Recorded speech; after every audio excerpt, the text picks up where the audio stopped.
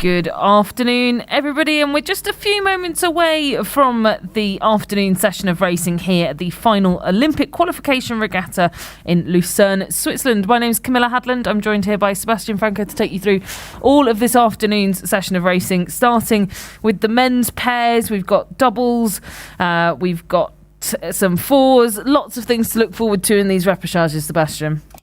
Yeah, absolutely. We have already seen a great morning session from many of those now racing, even if they missed out on the direct qualification. So, for instance, there's 4 repechages in the men's single scull, the most contested, the highest number of competitors in this boat class here, vying again only for 2 qualification slots. So that's really good stuff. And then we have, as you said, the fours in the women and in the men's quad is the last race of of today's session. I think it's important to say that once again we've had a change in our scheduled programme for this weekend. We're now no longer racing on Monday. We've pulled everything forward to race over 2 days, today, Saturday and tomorrow, Sunday. So please do check the schedule out on worldrowing.com if you want to see what has changed. But ultimately, we're now racing all of the repechages this afternoon, the semi-finals tomorrow morning, and then we're straight into the A-finals and only A-finals here at this qualification regatta to determine who will get those places to Tokyo later on this year. But the weather's changing somewhat. We were talking earlier about racing to the best of your ability through every single race, and this is exactly why, Sebastian, because things can change so quickly. Yeah, it's in the World Rowing rules, and as I learned, there's also an app now on the Apple App Store. Later on, will also be available on the Android App Store. So an app containing all the up-to-date information on the rules that World Rowing and FISA have given themselves. So here we are with the repechages, and yeah. It's really exciting. We started the day off with the men's pair repechage number 1. There's only one, and it's going to be raced between Indonesia, Hungary, Brazil, and Russia. The first 3 will go through, so just one will miss out on the semi-finals. Yeah, and we've just kicked off that race here whilst there's a patter of rain on the Rothsay. It's making the water nice and flat, but it's not the most aesthetic of conditions, is it? It's quite grey and quite drizzly. But these boats now off the start, and into the lead goes the Russian crew in lane number 4. Yeah, very quick start indeed by Alexander Stradayev and Grigory Shulepov. They dash off the blocks with 40 strokes a minute and have quickly established nearly a length lead on the other competitors. Brazil, Hungary and Indonesia also there in the mix. Ja, das erste Hoffnungslauf des heutigen Nachmittages ist auf der Strecke zwischen Indonesien, Ungarn, Brasilien und Russland. Und die Russen haben den besten Start bisher erwischt, haben fast eine Länge Vorsprung schon nach etwa 400 geruderten Metern. So it's early days. We're barely through 400 metres gone, and the Russian crew now starting to settle onto 38 strokes a minute to their race pace. Brazil in the lane next to them, well, they recorded the fastest time in the heats of all of these 4 crews in the repechage, a 6:43.6. They were in a very tight race, though, in that heat, and so it's just whether they can put that same performance down again to match up against the Russians that currently lead this race. But they're about a length and a bit down, a length or so down from the Russian crew. They sit in second through that 500 metre marker, and in third, that's it's now Hungary that have now started to move through, as well as Indonesia. It's all quite tight, actually, chopping and changing with every single stroke through this 500 metres. It just goes to show you too tight to call sometimes as we go through the timing marker. So just to reiterate, it's Russia coming through for the 500 in first position, ahead of Indonesia in second. It's then Brazil in third and Hungary in fourth. Yeah, all three following crews maintain their boat speed, have more or less the same boat speed and stroke rate, all between 36 and 38 strokes a minute. So let's see how this race pans out when we come to the halfway mark. Russia still with a little bit under a length lead here. Brazil now following, and Hungary with Indonesia losing a little bit of ground here. Let's see how this develops as we continue watching this race. Hungary, the very experienced Adrian Juhász and Béla Simon, who have raced in this class for a number of years, now re-entering, if you will, coming back and trying to qualify that boat for Hungary for the Olympic Games in Tokyo.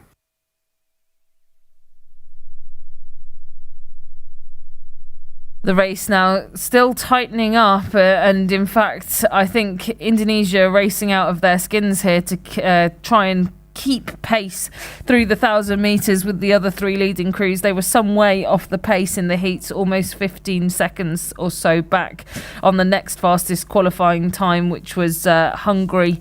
But as we go through the 1,000 metre marker, Russia still with a 2-second advantage over Brazil, who have now moved more firmly into second place. Hungary still hot on their heels in third place. Simon and Juhász of Hungary really keeping the pace nice and high. Their boat speed still matching that of the Brazilians, who again recorded a much faster time in the heat. So they will be very aware of that as they come into this third 500, and it's just whether they've spent their energy too early, Sebastian. Yeah, it looks a bit like, because the Brazilians are actually closing in on the Russians. So William Jareton and Gabriel Moraes for Brazil doing a fine job here as we come to 1,250 meters. So again, that crucial third 500 meters where the athletes feel the pain from the start sprint and the distance they've covered after the start, and now they have to rely on their endurance accumulated over the winter, or in case of the Brazilians, over the summer, and race real hard until 1,500 meter when you start thinking of your final sprint. But that's still some way to go. Russia still leading Brazil, but nearly level with Brazil is Hungary in third, and also not far off, still within contention, although they have slipped back a little bit, is Indonesia. It's going to be really quite interesting to see what happens now in this next 500 metres as Indonesia slip further and further off the pace of these first three crews, and with three going through to tomorrow's AB semi-finals, do these leading crews, Russia, Brazil and Hungary, interchanging places with every single stroke? Do they continue to push themselves to the line, or do they just sort of row it out and not execute that full sprint that we might expect in a more sort of competitive race for less places, Sebastian? Yeah, I mean, as you say, it's just a few hours actually until the final for this boat, or semi-final for this boat class, and then again, it's just 1.5 hours of a gap between each semi-final and the actual final, as it is now. The final decision on the schedule for tomorrow will be published after 5 this afternoon, so in a very short time. Russia still holding on, and I think the Brazilians have lost a little bit of steam here. Russia still in the lead, and the distance to Hungary has not changed much, but the Brazilians have slipped back into third position, but they have no danger. There's no fear of the Indonesians at the moment coming closer to Brazil. So all three crews in the lead here look set on a semi-final A and B place, with still Russia leading this field. I actually really like what this Russian pair is doing coming into the final 250 metres. They're into the red buoys, almost 100 metres out from the line now, and they just have quite a lot of time around the finish, and a big sprint here from the Brazilians to overhaul the Hungarians. It's going to be really tight to the line. They certainly aren't letting up. They want that second place through, but I think that the Hungarians are just going to put enough in, and just enough to keep their bow balls ahead in second place. It's going to be Brazil in third, but all three crews will go through to the AB semi-finals tomorrow. No one missing out from that leading pack, and it's going to be Indonesia. That unfortunately now that will be their last race of this final Olympic qualification regatta. So they'll be our first crew to officially be going home. Yeah, great job. Very courageous first half from the Indonesians. Couldn't quite sustain that pace on the last quarter of the race, though. Russia, Brazil, and Hungary. So Russia, Hungary, and Brazil move on to the semifinal A and B tomorrow morning. Ja, das war der Hoffnungslauf zum Männerzweier ohne mit den Indonesiern, die als einzige nicht weiterkommen. Die Russen, die Ungarn und die Brasilianer qualifiziert fürs Halbfinale. Already racing through the 200-metre marker. We've got the men's double sculls first repechage, so a couple of repechages here for the men's double sculls, meaning the first three go through to the AB semi-finals. In 1 Finland, in 2 Chile, in 3 Norway, in 4 the USA, in 5 Egypt and in 6 Estonia. Der Hoffnungslauf zum Doppelzweier der Männer. Finnland, Chile, Norwegen, USA, Ägypten und Estland sind hier am Start gewesen. Das Rennen ungefähr 400 Meter alt und derzeit in Führung. Ja, das ist das Boot aus Finnland mit Olli-Pekka Karppinen und Joel Naukarinen. Reasonably unexpected to see the Finnish combination of Nakarainen and Karppinen in lane 1 leading this field, because their time through the heat was not the quickest by any margin. 6:58 exactly that they took in the heat. In the comparison to the USA's 6:34, it seems a fair amount slower, but they have gone through the first 500 metres in first position, a 1:34.88 ahead of in second place Norway, 1:35.91, and then looking to our third place, who's currently sat in that seat that everyone wants to be in, that last spot through to the AB semis. Well, it's the USA's Kierkegaard and Cardno of the USA in lane number 4. Yeah, the Finnish combination of Karppinen and Naukarinen doing a great job here, holding on to that lead. But just under a length is their margin over the nearest competitor, being Norway at the moment. Norway and then the USA. That would be the qualifying spots. But also Chile is not far off. So it's really tight between those crews, and also Estonia. So Estonia, Norway, USA and Chile vying for those qualifying places. The first 3 will go through to the A and B semi-final, and the other 3 will miss out then on that last chance to get into that final, to still keep that Olympic dream alive.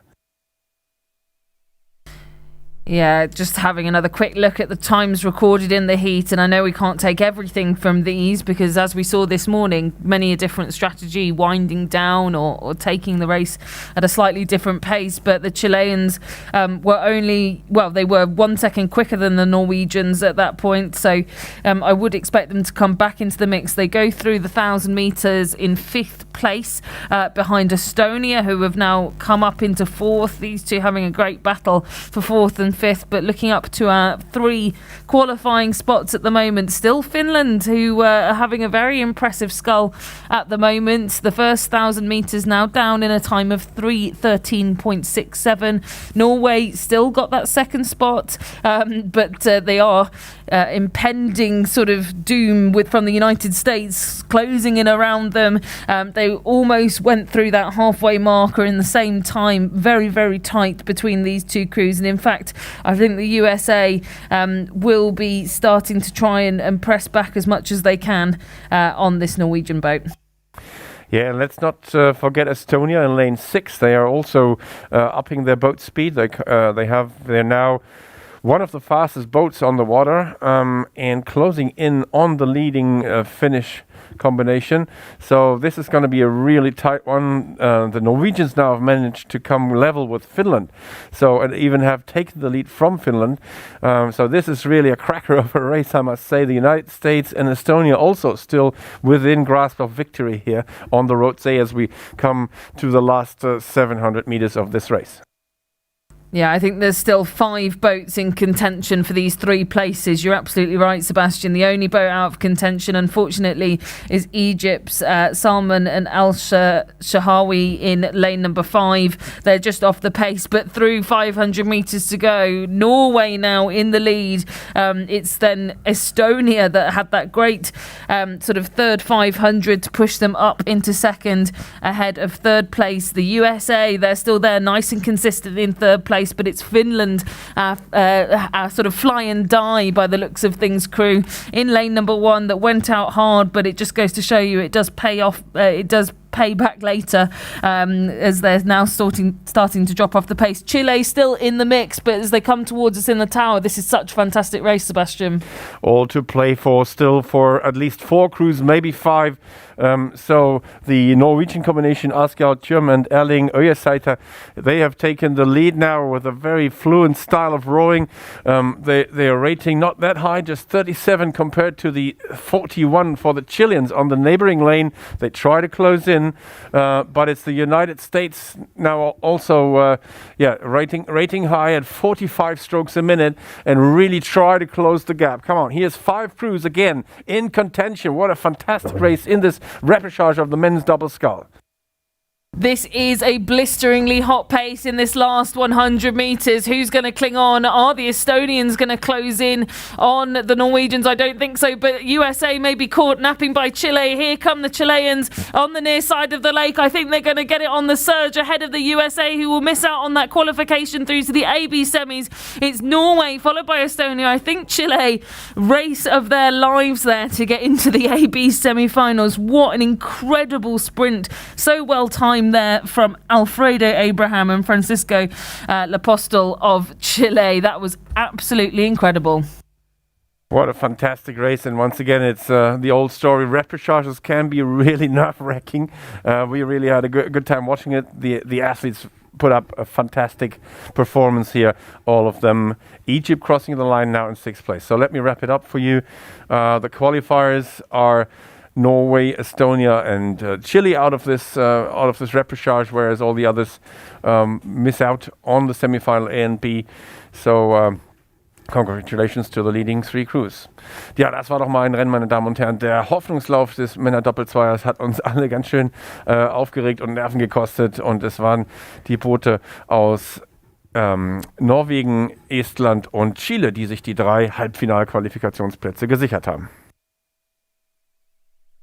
Are you ready to do it all again, Sebastian? As we've got the second repechage of the men's double scull coming up, and they're already through 250 metres gone.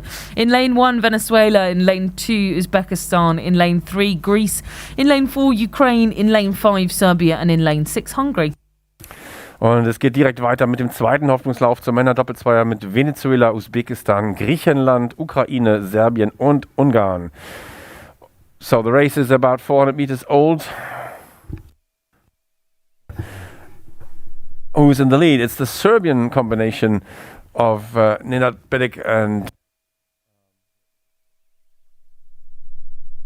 I think it's Viktor Pivac and Alexander Bedic, Indeed. Sebastian. Thanks so much, Camilla. These 2 great oarsmen lead this race, but not by much. Again, it's a very tight-knit field with just over a length separating all 6 crews. But as we saw in that previous heat, actually, previous repechage, Sebastian, the leaders at this point in the race are not necessarily who we're going to see qualifying. Finland finishing off in 5th there, having led the race to halfway. So let's not take anything too seriously from these first times through the 500 metres. It does look like a great start for the Serbian combination, and again, not the fastest through the heats. A 6:47.09 was what we saw from them this morning, but the fastest qualifiers were in fact Ukraine. 6:29.86 was their time this morning on the Rotsey. So I think we should expect more from Serhij Budko and Andrei Mikhailov in the Ukrainian boat in lane number 4, and they are not in the mix at the moment. They are in fourth, not in a qualifying spot currently for those A-B semi-finals. Remember, top three are the ones that will progress. But in second, it's Greece in lane number 3, and actually the Uzbekistani crew still clinging on to third position. Yeah, another fantastic race here, although I must say the Serbian domination has grown. They maintain at a very solid rate of striking of 36. They maintain the highest boat speed in average of this field, and that brings them further away from the rest of the field. Greece are the ones that follow best at this point. They also a very competitive combination of Antonios Papakonstantinou and Ioannis Kalandarides. These two are also having a great row out here on the Roadsee with a 35 stroke rate, trying to get an overlap again with the Serbians. Yeah, lots of change in that second 500 metres, and it is that crew from Ukraine that's pushed themselves up into third spot now ahead of Uzbekistan. The Ukrainian combination now striking 34 strokes a minute, and they are the fastest moving crew on the water. So just looking now to see where the Greeks might be in second position, see how far they've got to go. I think it's less than a length now for them to try and climb back into a higher ranked position, but great domination, best word to describe it actually here initially, Sebastian, for Viktor Pivac and Alexander Bedik of Serbia in lane 5. They've led through both timing markers so far. They've still kept that distance of just over a length from the rest of the field, and hoping that they can continue up the pace in this third 500. Yeah, this field is much more spread out, as you said, Camilla, than the previous one, with Serbia leading the way home here, and they managed even to widen the gap to the Greek combination, which is still under pressure from the Ukrainian and from the Ukrainians. But then it's quite a way to go if we look at Uzbekistan, and if we look at Hungary, and also if we look at Venezuela. These three crews have fallen back quite a bit here, and might have some hard work to do really if they want to catch up with the leading trio. Yeah, there's a definite gap, isn't there, of about a length between the top three that look to be in good position and good scope to qualify, and the trailing three. And the Serbians don't look as if they are in any danger at the moment of losing that top spot or missing out on qualifying. They've managed to carry their speed through that third 500, which is where in the previous repechage we saw Finland. Well, that's where they fell victim, really, wasn't it? They didn't carry their speed through that third 500, but that's not happened to the Serbians. Pivac and Bedik now through 250 metres to go, and a nice clear gap back to three crews trailing them. Ukraine looks to be second at the moment, but Greece fighting hard to push back up there because they held that spot for quite some time through this 2,000 metre course. But on the far side of the lake as well, I think Hungary trying to get themselves back in the mix. I think they might have left it too late, Sebastian.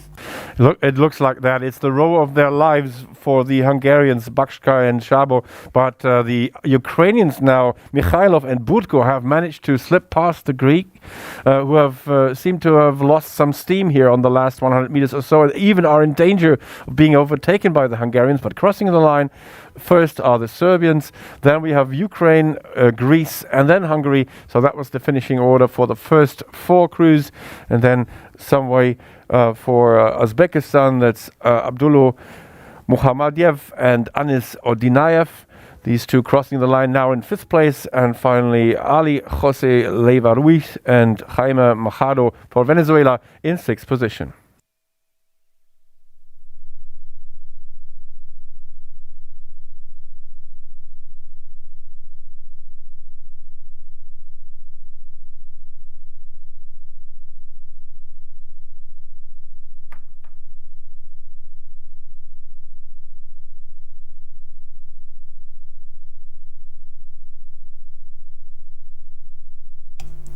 We really are rattling through these repechages now, and on the course, the men's fours repechage, just one repechage to secure those semi-final places, and it's the first three that will go through, so only one crew to miss out, which is very unfortunate, but we will have our answer in a few moments' time as to who that will be. In lane 1, the Czech Republic, in lane 2, Russia, in lane 3, Uzbekistan, and in lane 4, China. Der einzige Hoffnungslauf im Männer-Vierer ohne ist auf der Strecke zwischen der Tschechischen Republik, Russland, Usbekistan und China. Alles noch sehr, sehr dicht beieinander. Maximal ein Luftkasten oder eine halbe Länge ist es, die 4 Boote voneinander trennt. Und nur einer wird nachher ausscheiden, denn die ersten 3 rücken auf ins Halbfinale. Well, still quite close going through 400 metres. We'll be expecting our first timing point to be cropping up on our screens very soon. But I think no doubt as to who the leaders are right now. China in lane number 4, up at 42 strokes a minute. They've not settled as yet, but he's giving them the fastest boat speed on the course. Zhang Zhiyong of China in the stroke seat there, setting that punishing rhythm up at 41. But it is China that go through 500 metres, 129.28 ahead of Russia, 130.09 in second, less than a second to separate these crews. And then it's very tight again, the Czech Republic back from Russia. And I think there's plenty of this race to come, Sebastian, but do you think China can hang on?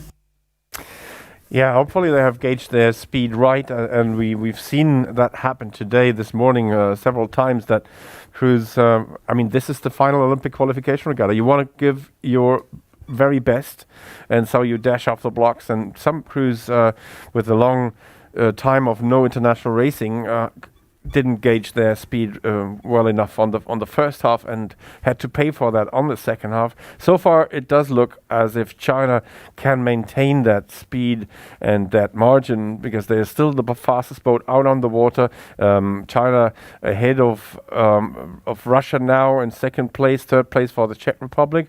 And fourth place at the moment. So at the moment, it looks like as if Uzbekistan would be missing out on the semi-final A and B.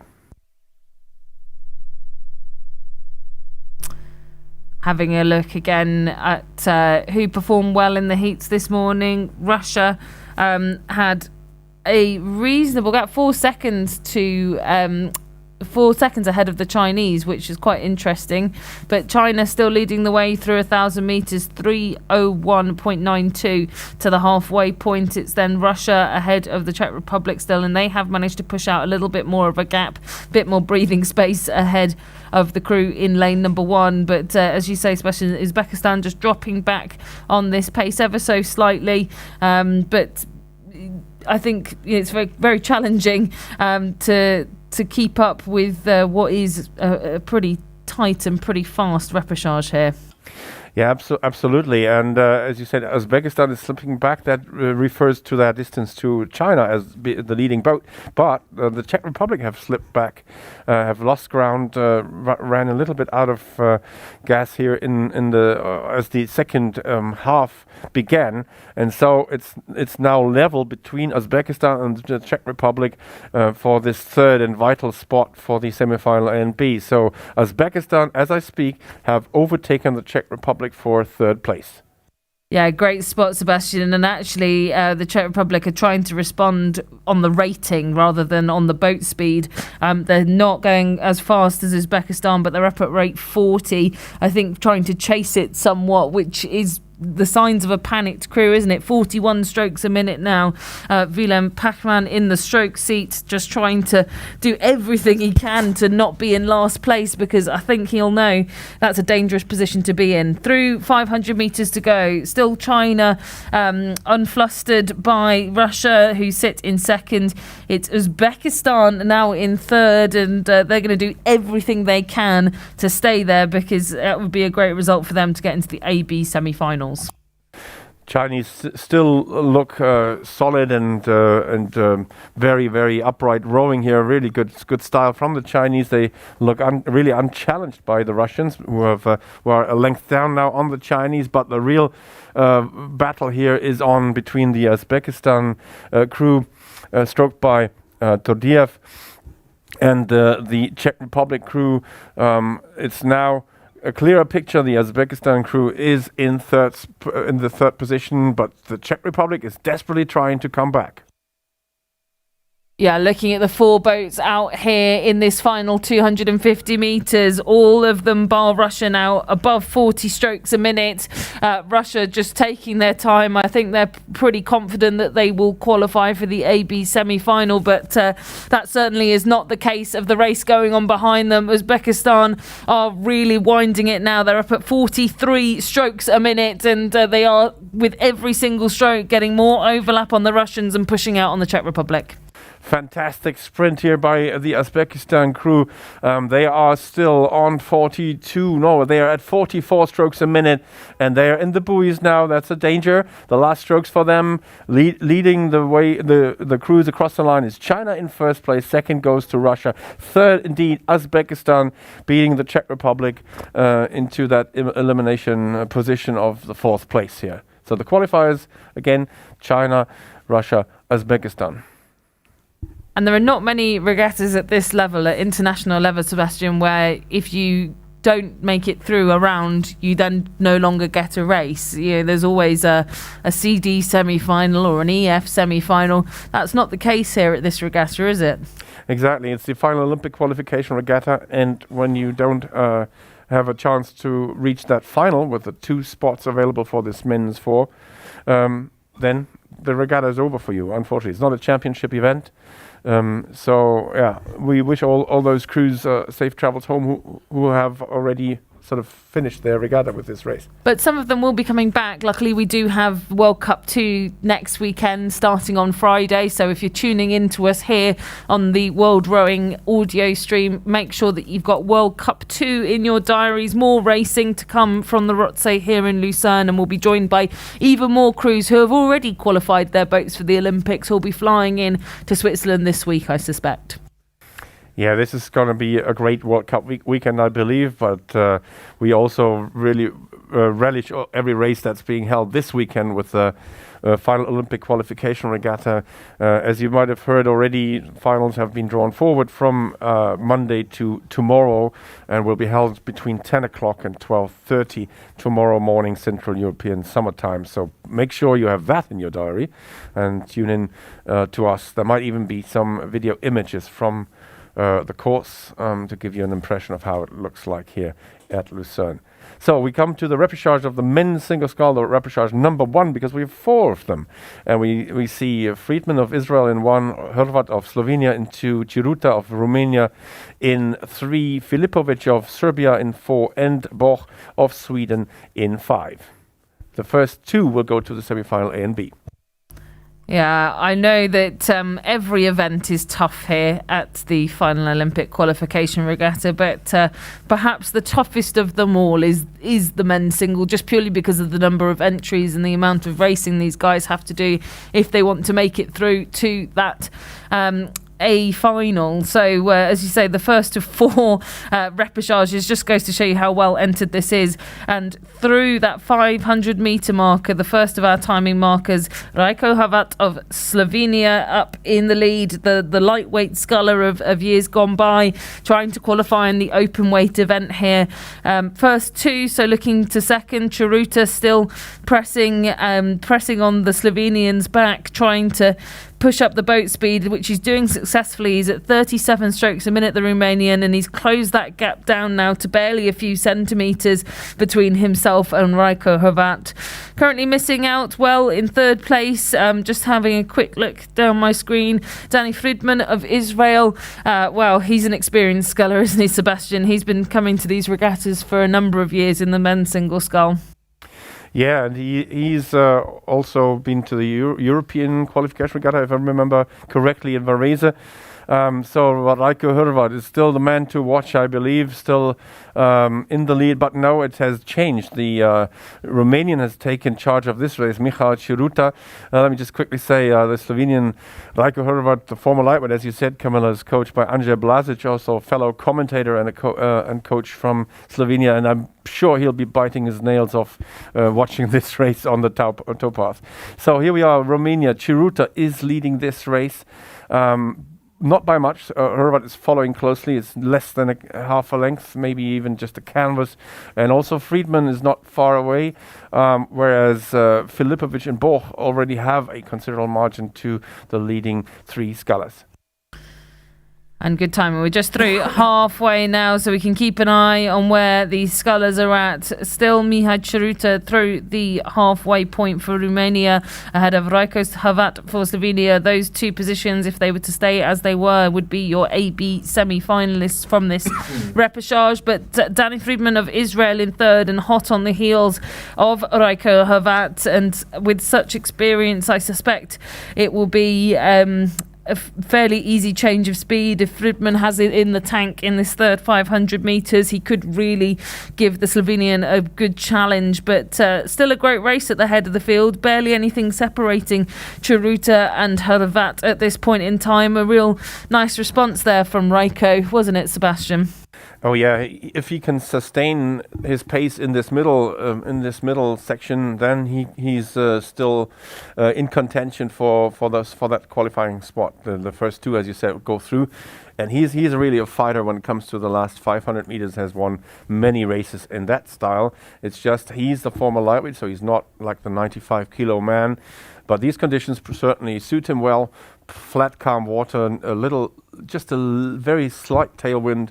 So ideal conditions for a former lightweight maybe to come to terms and be on the same level as the heavier athletes that have raced open weight all the time.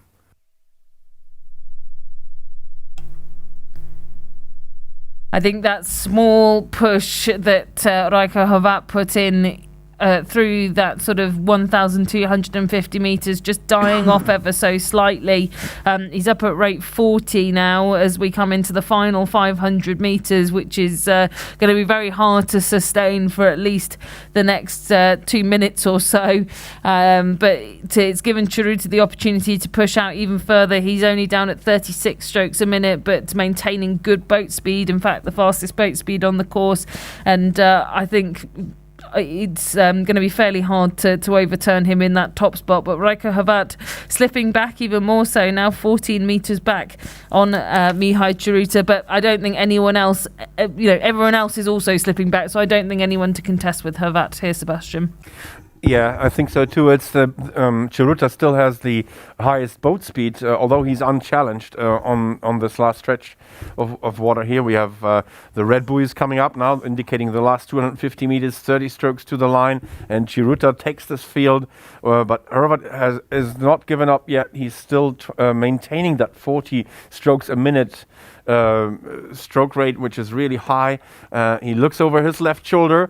I can still see the stern of my opponent's boat, and so okay, off we go for another push.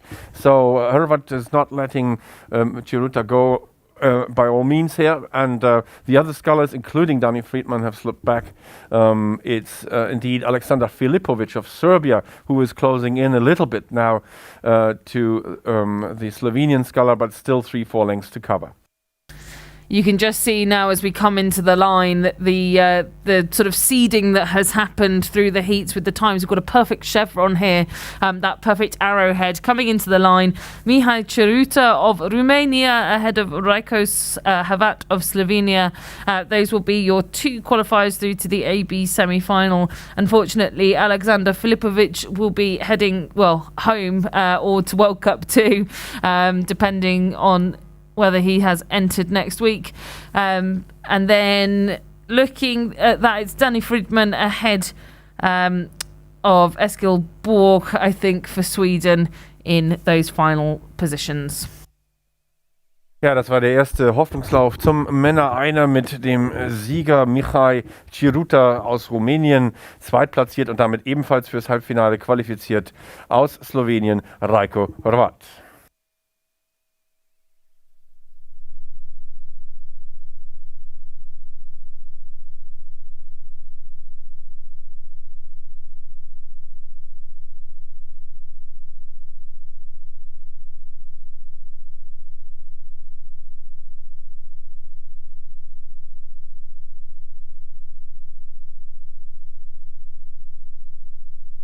Oh, he's not even on the draw.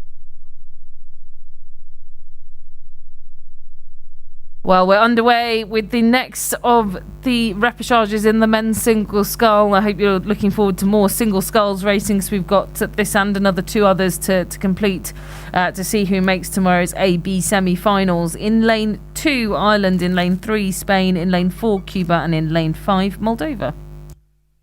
Der zweite Hoffnungslauf zum Männer-Einer unterwegs zwischen Irland, Spanien, Kuba und Moldawien. Auch hier noch ein dicht geschlossenes Feld. 500 meters into this repechage number 2 of the men's single scull. It's really a close-knit field still, with a slight lead for the Spanish sculler Jordi Jofre Senciales. Well, maybe a length over the rest of the competitors. Well, it's interesting actually, because we watched that great race earlier this morning, Sebastian, where we saw Jordi Jofre Senciales of Spain go out to 1,500 metres. He was leading the field and then was pipped by Pavuku in that final 500 metres. And so hoping that he's learnt his lesson from this morning as he's been forced through the repechage. But it's going to be really interesting, because I think he's going to be challenged quite heavily from Der Lynch of Ireland, who sits just to his left as they come down the field through 500 metres. Indeed, it's less than a length separating the Spanish sculler from Ireland's Der Lynch. Into third, it's then Cuba ahead of Moldova in fourth. Yeah, again, only the first 2 will go through to the semi-final, A and B. So the first 2 at the moment being Spain and Ireland. Great race again from Der Lynch. Can he sustain that pace, or what does the strong young man from Cuba do? Carlos Andriel Achete Jauregui. He also had a not so good second half in this morning's heat. What is he doing now, and what can the Moldovan do? Cyril Vysotsky Sestakov. I think a little move here from Der Lynch of Ireland in lane number 2. He's closing in again on Jofre Senciales of Spain as they come in towards the halfway marker.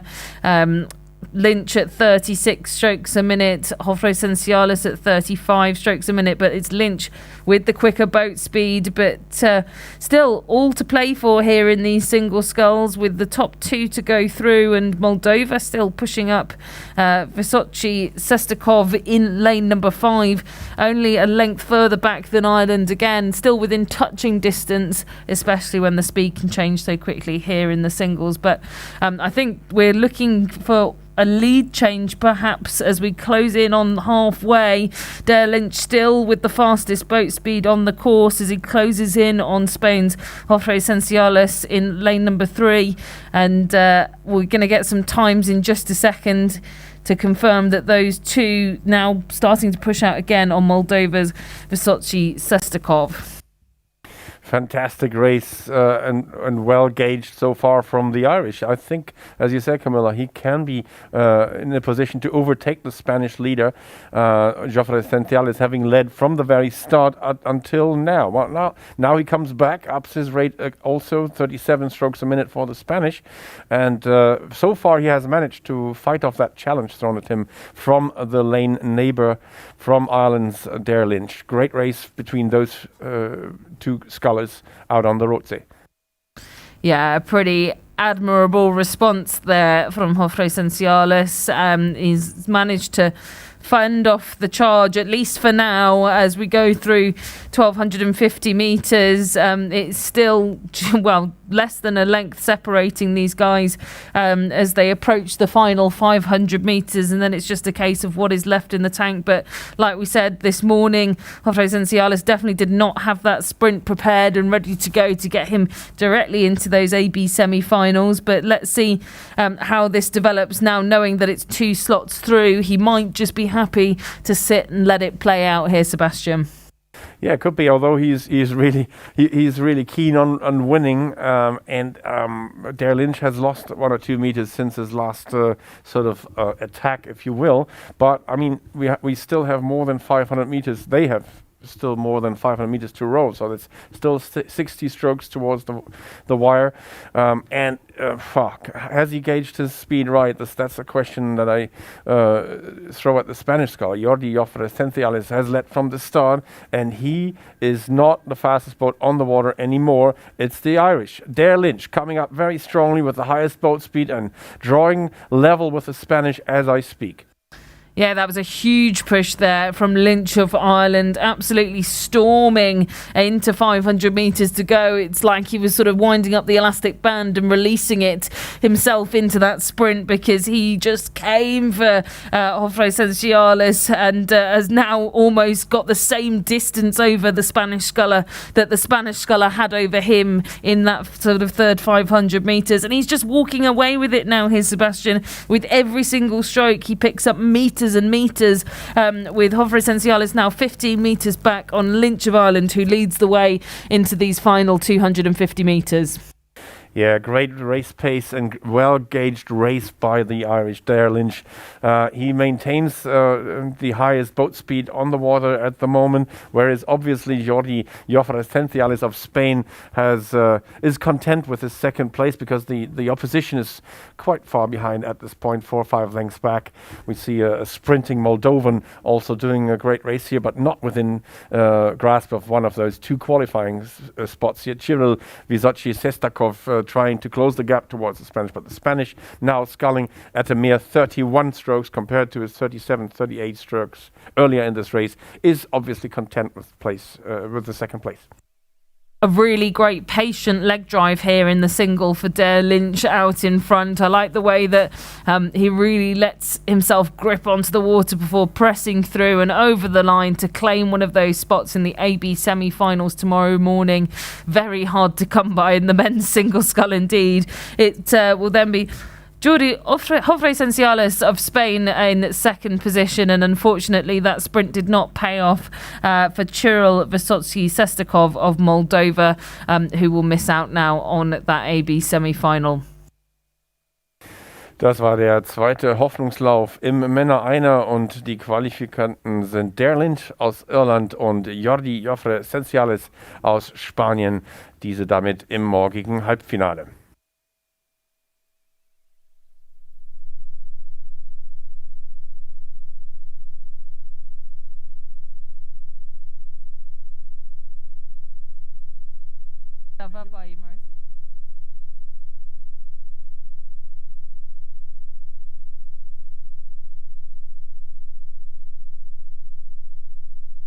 Great song by the Sugar Babes. Yeah. The penultimate repechage for the men's single sculls now taking place in lane 1 Great Britain, in lane 2 Austria, in lane 3 Bulgaria, in lane 4 Tunisia and in lane 5 Venezuela. Dritter Hoffnungslauf im Männer-Einer. Haywood für Großbritannien, Reim für Österreich, Vasilev für Bulgarien, Taib für Tunesien und Betancourt für Venezuela sind hier im Rennen. Wiederum gibt es nur 2 Plätze für das Halbfinale zu vergeben. I think no surprises here, as Vasilev of Bulgaria leads the way. He was the fastest qualifier that missed out on the B semi-finals, and he's pulled through the early leader from Tunisia, Mohamed Tayeb, who led to 500 metres. But the power of Christian Vasilev of Bulgaria, the fastest qualifier from the heat that missed out directly but has come to the repechage, is now powering away in lane number 3. In second place, as it stands at the moment, well, it is still the Tunisian that clings on to that final spot through to the A-B semi-finals from this repechage. But as we approach 1,000 metres, still hot on his heels, Lucas Reim of Austria, also wanting to challenge for that. He's still got overlap on Tunisia, and Great Britain also in contention as we come through halfway. Yeah, Matt Haywood, the young man here, doing a good job, and hopefully being able to close in a little bit on the second half. Vasilev of Bulgaria, though, crossing the halfway mark with a time of 3:30.28, a second and a half ahead of the Tunisian sculler. Mohamed Taib also gauging his pace right so far, but here comes Lucas Reim. Lucas Reim has drawn level with Tunisia for second place, and just half a length down we have Matt Hayward of Great Britain also trying to get within touch of the leading trio. Yeah, we've got 4 crews here vying for 2 places into a ticket to Sunday's racing. It's only perhaps the Venezuelan sculler Betancourt who will sadly be missing out almost definitely, because quite far off the pace, almost 130 metres back on the leading sculler. But as we approach the 1400 metre marker, it's still the power of Christian Vasilev that leads the way, piercing through the centre of the lake, becoming more and more established in that second position now. Lucas Reim of Austria still up at 39 strokes a minute. He's overrating the Bulgarian in first by 5 pips or so per minute. That's quite a high rating for this point in the race, outside of 500 metres to go. It's then it's still the Tunisian Mohamed Taeb who sits within overlap of Lucas Reim. He's not letting him go, and I think Reim should really watch out actually for a comeback from the Tunisian Taeb, as he's not managed to break him yet, has he? Definitely not, and 500 meters to go means a lot of pain in the muscles for all scullers, but definitely for those two. Ratings so high because Reim has been on 39 strokes a minute, 40 strokes even for the last 200 meters, trying to close the gap. And here comes Mohamed Taib. He's coming back on Reim. He's drawing level, so this race is far from over. I must say that Matt Hayward has slipped back a little bit, probably out of contention for the first 2 places. So now it's all about Vasilev of Bulgaria, a length and a half up on the 2 contenders for the second place here, meaning Tunisia's Mohamed Taib and Austria's Lucas Reim. This is really well executed here by Vasilev of Bulgaria. He's underrating the field by 4 or 5 pips on the rating, but still has the fastest boat speed, is still stepping away from the field.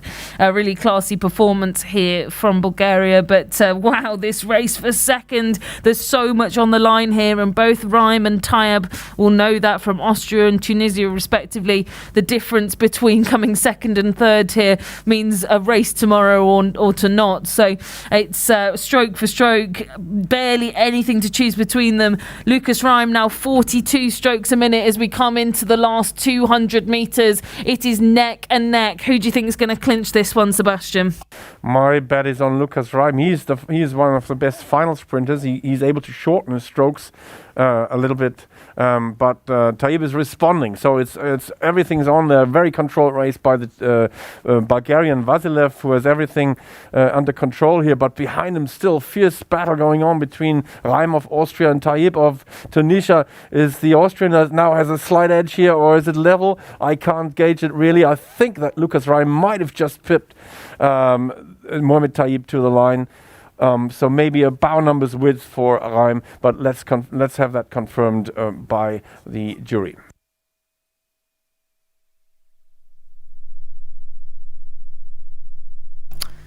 And there it is, the confirmation there that the winner of that repechage was Christian Vasilev of Bulgaria, but Lucas Reim, who called it absolutely correct there, Sebastian of Austria, who clinches second place ahead of a great fought battle over Mohamed Taib of Tunisia. Matt Hayward of Great Britain will finish in 4th position, and just the last few strokes of the race for Betancourt of Venezuela. Just 0.4 of a second is the margin between Reim for Austria and Taib for Tunisia. So a great race between those two fine scullers.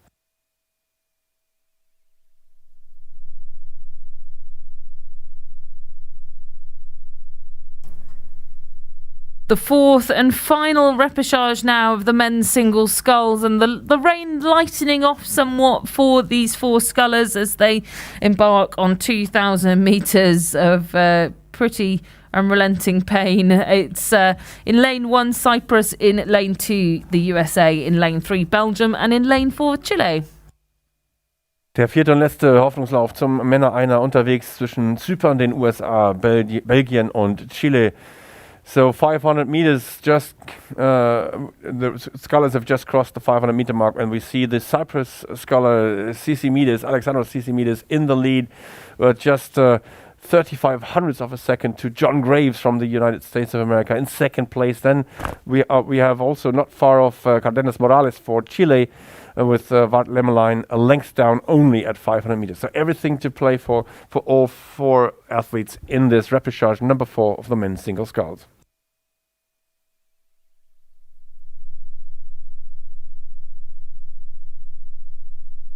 Yeah, great start for the Cypriot sculler Alexandros Sisimides, who is up at 35 strokes a minute as we come into 800 metres gone. But based on the heat times, definitely in the mix as well. We should see Wout Lemmerlein coming into his own as we pace through the sort of third 500 of this race. He made a really good comeback in the heat this morning, but missed out on that direct qualification. So if you are tuning in from Belgium and you're seeing Wout Lemmerlein in fourth position here, don't worry too much. He had a great finish this morning, so let's see if he can replicate that here this afternoon.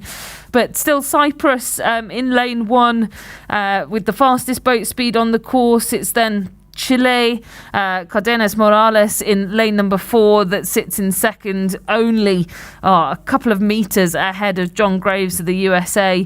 It's all still very tight. I think Lemmerlein of Belgium just slipping off, but that's only a couple of lengths, which in the single scull, very, very achievable to make back, Sebastian.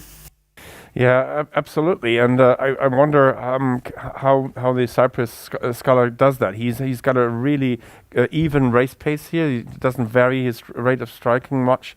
His boat speed remains more or less the same. So this is what you have to do in a single scull: gauge your pace right, put the same pressure to every stroke that you do, and then hopefully you have some energy left for a final sprint here on the Roadsee. So it's still Cyprus leading and increasing his margin over the rest of the field. But Chile is also trying to make a push here. Felipe Andres Cardenas Morales is coming up a little bit towards the Cyprus sculler. And John Graves has to do some work here if he wants to earn one of those semi-final spots from this race. Just 2, again, of these fine scullers will go to the semi-final.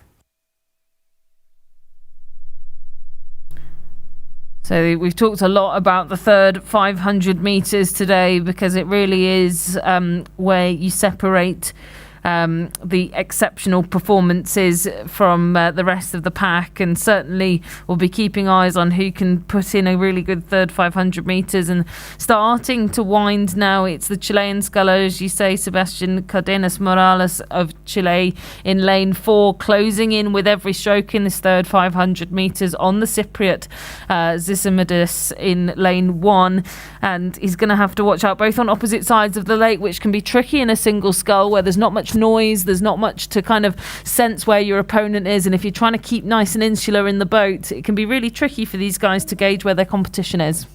Yeah, absolutely. And as I said this morning, also, it's on the Roadsee. It's not easy to gauge how far to the finish line it is, because you have the wood on the left-hand side and also on the right-hand side. And yes, you have the 250 meter markers every 250 meters, but still, it's really hard to gauge where you are. And the Cyprus sculler Alexandros Sisimides still in the lead here after 1500 meter, and his margin has not grown by much. In case it has diminished a little bit to compared to the 1000 meter mark. So Cardenas Morales of Chile in second place, but closing in. I think our top 2 scullers now fairly well determined. It's sort of a race of 2 halves here now in this repechage. It's funny how these races develop in such different ways, don't they, Sebastian? Because some of them, really close up in this final few metres. What has happened here is it's opened out almost somewhat, but the race really on up at the front of the field as to who is going to get the bragging rights for first place in this fourth and final repechage of the men's single sculls. The lead still sits with Cyprus. A great race so far from the Cypriot, who has led from start to 1750 metres. I won't say start to finish yet because we've still got another 25 strokes or so, and it is closing in. The Chilean sculler Cardenas Morales just wanting to try and pip him to the line, but it's going to be close. I think, in fact, it's going to still be Cyprus that takes the win in this fourth repechage with 3 strokes to go. A great race there from Alexandros Zisimidis of Cyprus ahead of the Chilean Felipe Andreas Cardenas Morales. A great tight finish there. I told you to not put down Ward Lemmerline from Belgium. He raced his way there into third position ahead of John Graves of the USA, Sebastian. Yeah, another great race to watch with the qualifiers being Zisimidis of Cyprus winning this repechage ahead of the Chilean Cardenas Morales in second place, also qualifying for the semi-final A and B tomorrow morning. Third place goes to Lemmerline of Belgium, and Graves of the United States finishes in fourth.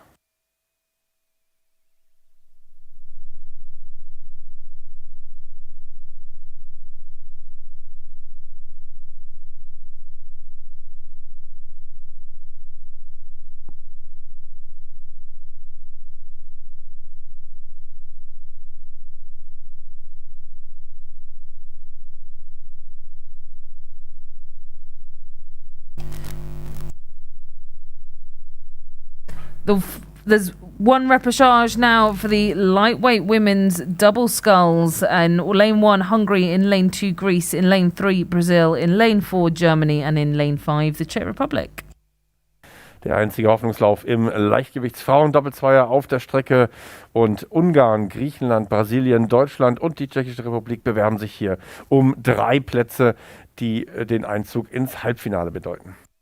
So just 3 places to nab here in the A-B semi-final, and just 1 race to do it in. And the race leaders at the moment, the experienced German crew here, with Katrin Volk in the stroke seat, Marie-Louise Dreger in the bow seat, going through 500 metres with a very narrow margin over Brazil and Greece, who are absolutely dead level through that 500 metre marker. Nothing much to choose between the two of them. It's then a bit further back for the Czech Republic, who sit in fourth position, and Hungary in 5th. Yeah, Marie-Louise Dreger, world champion several times in the lightweight women's single scull, also in the lightweight women's quad 11 years ago actually in New Zealand. But she just celebrated her 20th anniversary of starting on the Roadsea. So she's happy to be here, and today it looks better for her this afternoon actually compared to this morning's performance in the heat. They're still in the lead, not by much though, because the Greek combination of Fitsiou and Anastasiadou is closing in fast, and also the boat from Brazil is still within contention of that victory here in the repechage. So during this second 500 metres, I think it's do or die time for the Czech Republic, who are the nearest challengers to that top 3. The top 3 at the moment, Germany, Greece and Brazil in that order. But the Czech Republic, about a length or so off the pace to try and get themselves into the top 3. They would have to bump off either Brazil or Greece, I feel, at this moment in time, if they want to have a chance of racing the A-B semi-finals tomorrow. But with every stroke that goes by, they slip back that little bit further, and so it might just be a fairly straightforward 3-boat race as we go through 1,000 metres gone. Still Germany, time of 3:36.76 through the 1,000 metres ahead of Greece. It's then Brazil that still sit in 3rd, and a fair gap then back to the Czech Republic, 4 seconds or so, just over a length to make up for the Czech Republic there in 4th. Sebastian. Yeah, Camilla, I've been watching the Czech Republic boat as well, and I was waiting for the halfway mark to be passed, and indeed they try to make a push here. They upped their boat speed, but the other crews did the same. So basically that push that many crews do after the halfway mark to come over that third 500-meter part of the race that always hurts so much, that brought an increase in speed in all boats, not only in the Czech Republic boat. So they slipped back a little bit here, and the Greek, on the other hand, the Greek combination comes closer to the Germans, who still hold on to that first place, rating 32 compared to 36 strokes a minute from the Greek and 38 from the Brazilians, still in the third position, a length down on the leading duo. The Greeks are making a more successful push than the Czech Republic did. They're closing in here on our German leaders, Sebastian. Evangelina Anastasiadou and Zoe Fitzhugh of Greece really going for it in this third 500, and just a flicker there of them moving into the lead by half a bow ball. That really is tight stuff as we come through 1,400 metres. They'll be absolutely dying for the line here, these Greeks, as they start to move through Germany with every single stroke. The Germans clinging on. They're up at 37 strokes a minute, this leading Greek crew, in the lead for the first time in this 1,500 metres that have gone by. The Brazilians just have fallen off the pace somewhat here, Sebastian. I don't know whether they're just comfortable knowing that they've got the advantage over the Czech Republic and Hungary, and they've secured their spot through to tomorrow's racing. But the Greeks certainly weren't happy with second as they've pushed through now. The Germans just slipping back ever so slightly, but maintaining their 32 strokes a minute. I think they're happy to sit there. Yeah, it looks like, because they don't up their rate, or maybe they can't. I don't know how big the flexibility is in the German boat there with regard to rates. Boat speed is about the same as that of the Greek, but the Greek now have a half-length margin over Germany in second place. These two look to be sure qualifiers. The Brazilians, as you said, have slipped back, but then the gap towards the fourth-placed Czech Republic boat is quite big already. So, as you said, it's a two compartments, if you will, in this race, two groups of boats, with the Greek and the Germans fighting it out now for first place. Germany have upped their rate and their boat speed and try to close in again on the Greek, trying to use this race as a part of their build towards tomorrow's semi-final. Wow, just looking at Draeger in the stroke seat of that German crew, she really gets out at the front end, doesn't she? She's really long over the saxboards of the double scull, but the Greeks really punchy, really punchy rhythm here.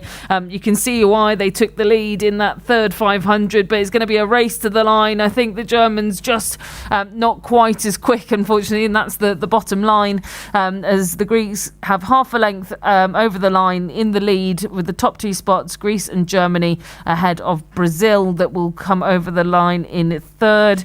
Those top three will go through to tomorrow's AB semi-finals.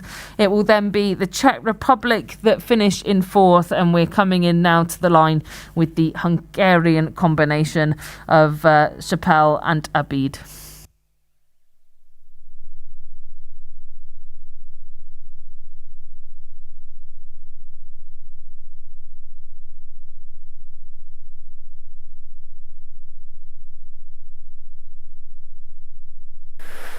So, das war der Hoffnungslauf im Leichtgewichtsfrauen-Doppelzweier. Gewonnen hat Griechenland vor dem deutschen Boot. Ungefähr eine Sekunde trennte die beiden, die damit ins Halbfinale morgen einziehen.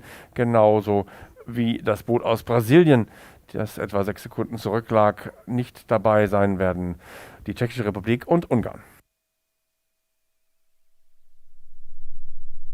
The first of the repechages for the lightweight men's double sculls now on the course. In lane 1, Brazil. In lane 2, Estonia. In lane 3, Japan. In lane 4, Russia. In lane 5, Hungary. And in lane 6, Egypt. Der Hoffnungslauf Nummer 1 des Leichtgewichts-Männer-Doppelzweiers jetzt auf der Strecke zwischen Brasilien, Estland, Japan, Russland, Ungarn und Ägypten. Wiederum die ersten 3 gehen ins Halbfinale, alle anderen haben Feierabend. So another 3 spots to be had here through to an AB semi-final, a ticket to tomorrow morning, the Sunday here at the final Olympic Qualification Regatta in Lucerne. And as it stands at the moment, we've just gone through 600 metres in this first repechage of the lightweight men's double sculls. It was Japan leading to the first 500 metres, but my word is it close here as we've got 3 crews that are within a metre of one another. It's now no longer Japan in the lead, but Brazil and Russia with every stroke chopping and changing. Sebastian, looking at these numbers here, it's Brazil, then it's Russia, then it's Brazil again. These two having a really great tussle out at the head of the field. Yes, and how do we as spectators, now spectators love it, but how also did we love it when we raced at elite level in our time? These are the best races because they push you to your limits and beyond. And this is really what you work for as an athlete. The Japanese look good in second place, but Russia, as you said, have taken the lead. Or is it Brazil? It's still a very tight tussle. It's changing stroke by stroke between Dantas Borges and Beca Moraes of Brazil on one hand, and Brini Novšist and Telitsin of Russia on the other side of the course. So 2 lanes in between those 2 leading boats here. As we say, it's the first 3 that will go through. Who is the third at the moment? It looks to be Japan indeed. So Furuta and Nishimura doing a good job here in the middle lane, number 3. Wow, this lead really is not staying with anyone for long. It's literally 2 strokes to Brazil, 2 strokes to Russia. Through the 1,000-metre marker, if you were to look at the times, it would tell you that Brazil were the leaders to halfway ahead of Russia. But I don't think that tells the story of these 2 crews through the second 500 because it really has been close. I think Brazil now starting to decide that they want to put a marker on it. They want to put this race to bed between themselves and Russia as they've pushed out now to a 5-metre lead ahead of the Russian crew. They're up at 37 strokes a minute in comparison to Russia's 36, and they're now pulling away 6 metres now between these 2 leading crews. Japan still in third. Yeah, great push. And once again, we saw it, Camilla, third 500, 1,250 meters coming up. We have to have a nice little push here to be able to cross the 1,500 meter mark, always the indicator for the final sprint in first place. So they can look across to their left. No, sorry, to their right, of course. No, let me just gauge it. Oh, they can look to their left and look at all the crews racing behind them. That's for the Brazilians in lane number 1. Let's see what the Russians are doing. It's still under half a length, the margin for Brazil over Russia. And then it's a tight tussle between Estonia, then also Hungary and Japan for place number 3. It's just half a length separating these 3 crews, right? Yeah, I think Japan were pretty comfortably in that third and final qualifying spot through to the AB semi-final, but they are in danger. The Estonians just eating into their lead. Now only 9 metres between these 2 crews. So if the Estonians have got anything to muster a sprint in the final 500 metres, if they can be brave, I think that there's an opportunity here for them to make their way into tomorrow's AB semi-final. But Tokyo on the mind. Japan will certainly not want to put their Olympic dream to bed at any point soon. And that fantastic race out at the front of the field still going on ahead of them. Brazil now up at 38 strokes a minute. Emmanuel Dantas Borges in the stroke seat, just really putting them through their paces. 39 now they're up to in the final 200 metres. But this is such a lovely race to see coming down the course, Sebastian. Fantastic race. It's typical lightweight racing, tight-knit fields, and the Brazilians are making the best of it here. They have one of the best rows of their lives, most likely, because they managed to maintain that lead. They're the fastest boat on the water. No, it's Japan, the fastest boat now, together with Hungary, but they're too far behind. But Japan tries to secure that third vital spot here. Brazil leading the way home, though, ahead of the Russians, and then it's the Japanese now a little bit more secure. But look at the Hungarians on the far side, Camilla. Yeah, the Hungarians, just with the bit between their teeth, they've really shortened up now to try and take Japan. You can just see the differences in length, and it's going to be so close across the line. Brazil in the lead, and a great celebration there from Emmanuel Dantas Borges in the stroke seat. It's then going to be a second place finish for the Russians. For third, it was a good cling on there by Japan, who will take that third and final slot through to the AB semi-finals. The dreams of racing on their home course on the Sea Forest Waterway in Tokyo remain alive. We're then just going to see the results trickle in for the remaining crews. I think it was the Hungarian crew that finished in fourth and therefore eliminated from this competition. Such is the way of sport. And then looking at the rest of the results, it's going to be Estonia over Egypt, who finish in sixth and final place. Das war der Hoffnungslauf Nummer 1 im Männer-Doppelzweier der Leichtgewichte. Gewonnen hat Brasilien vor Russland und Japan. Diese 3 also qualifiziert. Und dann auf Platz 4 Ungarn, Platz 5 Estland und Platz 6 Ägypten.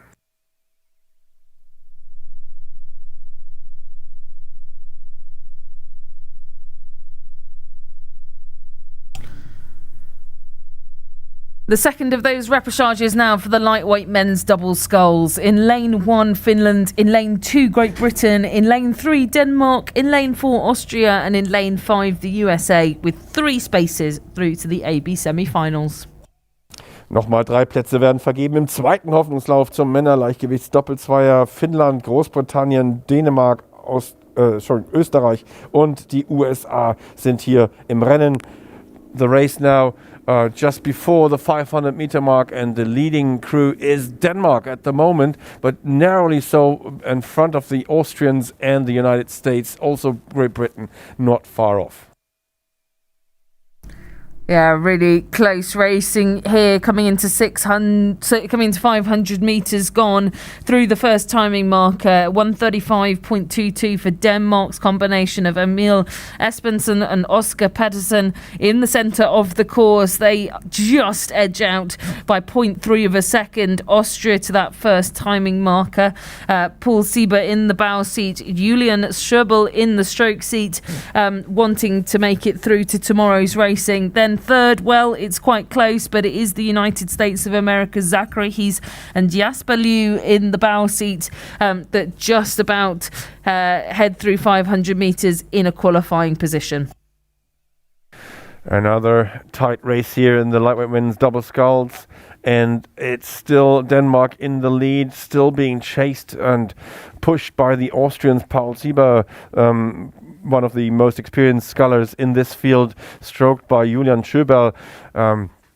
And they are gauging their speed really right, but they are also the highest rating crew on the water with 39 and 40 strokes.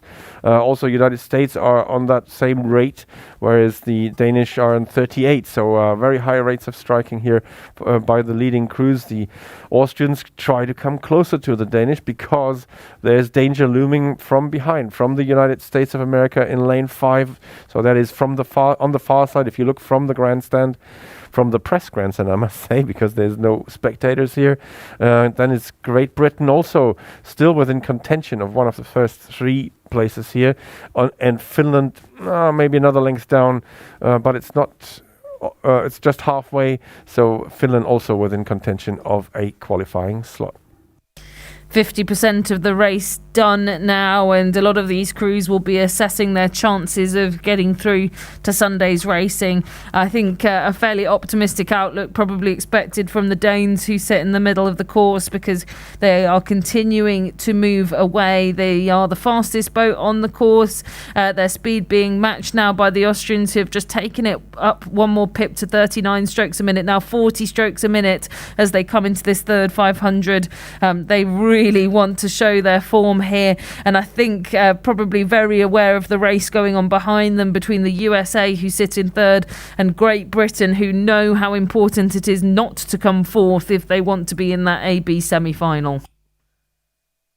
Yeah, it's just maybe half a deck, as the Americans would say, between Great Britain and the USA for this vital third slot here, with Austria still sitting in second place, Denmark still leading, and Denmark, together with Great Britain, now are the fastest boat on the water as we come to the last 600 meters in this race. It's Denmark leading the way home. Very solid, very good performance from Oscar Pedersen on the bow seat, Emil Espensen on stroke, setting a fine rhythm of 38 strokes a minute here all down the course, and having that steady pace that you need to be able to conserve some energy for that final sprint that will come very soon. Very soon indeed. The first crew to cross the 1500 metre timing mark, Denmark ahead of Austria in second. It's then the United States that by the skin of their teeth, 0.7 of a second separate them and Great Britain, who are still charging. They've slipped back. They're no longer the fastest moving boat on the course, but only 3 metres separating them from Zach Heath and Jasper Liu of the USA, Jamie Copus and Sam Mottram for Great Britain now. It's very important for them to put their marker down and start charging. They're up at 38 strokes a minute, 2 pips lower than the USA, but they do have a faster boat speed at the moment. Barely anything separating these two. Great performance, as I said before, from Pedersen and Espensen of Denmark. They look really solid and confident out there, sitting upright, long stroke, not diminishing their pressure at all, although they have established a 2-length margin over the rest of the field. But that's going to be another cracker of a race here, with the British closing in fast on the United States, I believe. So this is going to be really tight down to the line. Second place still for Austria, but the Austrians seem to be losing a little bit of power here. They run out of steam a little bit, with Great Britain and the United States closing in on them too. Yeah, you can just see the Austrians maybe slipping back a bit with this sprint going on behind them between the USA and Great Britain. We're going to watch it through to the line, but it is going to be Denmark with clear water. Austria are going to hang on, I think, to second place, and this is too close to call, even for my eye. I do not want to say who I think got third. That was too close for the naked eye there, Sebastian, I think. Eagle Eye Camilla can't call it, so let's wait for the jury to confirm. So definitely first across the line were Denmark, Pedersen and Espensen. Austria definitely in second. And let's wait just a little bit until all results have come in.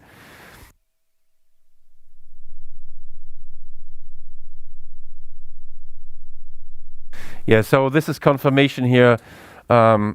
It's the third place, and thus the qualification for Sam Mottram and Jamie Copus of Great Britain, beating Liu and Heath of the United States narrowly. Just 1600ths of a second is the margin between these two fine crews.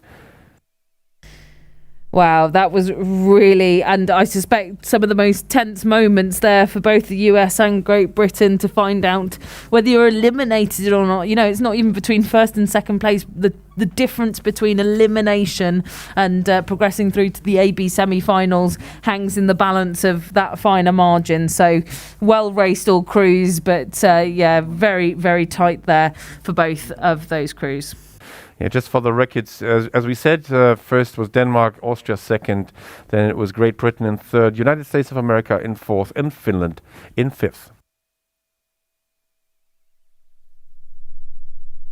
A solo repechage now in the women's pair event. We're already underway and through 400 metres, but our runners and riders are Norway in 1, Croatia in 2, Chile in 3, the Czech Republic in 4, the Netherlands in 5 and Germany in 6, with the first 4 of these crews going through to the A final. Der einzige Hoffnungslauf im Frauen-Zweier ohne ist hier schon auf der Strecke. 450 Meter in diesem Rennen mit Norwegen, Kroatien, Chile, der Tschechischen Republik, den Niederlanden und dem deutschen Boot auf der Bahn Nummer 6. 500 meters to this race, the Abraham sister of Chile lead this race here, just a narrow margin of 1.5 seconds ahead of the Czech Republic in second, and then Croatia, the Jurkovic twins in third place at the moment, fourth place, and that would be another qualifying slot for the Czech Republic. Sorry, of course not, for the Netherlands at the moment. But we're just 500 meters into this race, anything can happen. Yeah, absolutely. And in the smaller boats, more than any, we'll see some chopping and changing, I'm sure. But as it stands at the moment, two sets of twins in qualifying position, Sebastian. We were saying that this morning. They were in the same heat together.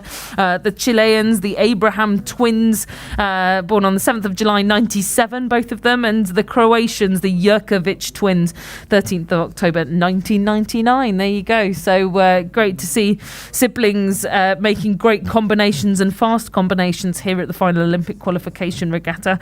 But as we move now towards the halfway point, still Chile that's set in the lead ahead of the Czech Republic that sit in second by a very narrow margin ahead of the Jurkovic twins of Croatia. All still very close to call, but the Netherlands still within touching distance, Sebastian, in fourth. Yeah, they're still within touching distance, and they have a good boat speed here. So if they can maintain that, they might be able to close in if one of the leading crews is tiring a little bit here. The Abraham sisters, as you said, they are former under-23 world rowing champions and have won several medals on other occasions as well. The Jurkovic twins, on the other hand, have won the World Cup just 2 weeks ago at Zagreb on their home waters. So very much to the delight of the volunteers and supporters there at the course in Zagreb, which hosted a world rowing event for the first time after a long stretch of no international events there, and did a great job in organizing this event, World Cup number 1 of the year 2021. So here we are, Chile leading this field, but both Croatia and the Czech Republic seem to be closing in a little bit. Yeah, they seem to be consuming around Chile in the centre lane, and they sandwich themselves between Croatia and the Czech Republic, who are trying to swarm in on taking first position. But Chile still with the lead, but only just. Here come Croatia, and it's this third 500 again, Sebastian. We've said it time and time again. A great onset of speed here from Ivana and Josipa Jurkovic in lane number 2. They're at 37 strokes a minute now as they come into 1,400 metres gone, and they have taken the lead now ahead of Chile.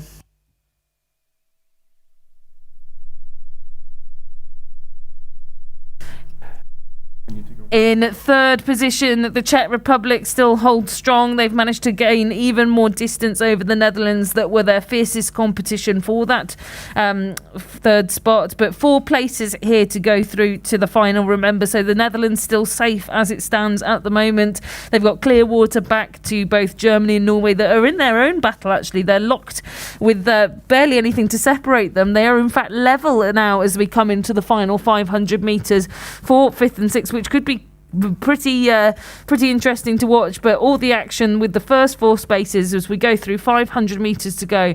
Croatia now with the lead ahead of Chile. The Czech Republic in third. They've been our consistent top 3 for the first 3 quarters of this race. The Netherlands in fourth, and again a very consistent performance from them, 4th through every marker so far.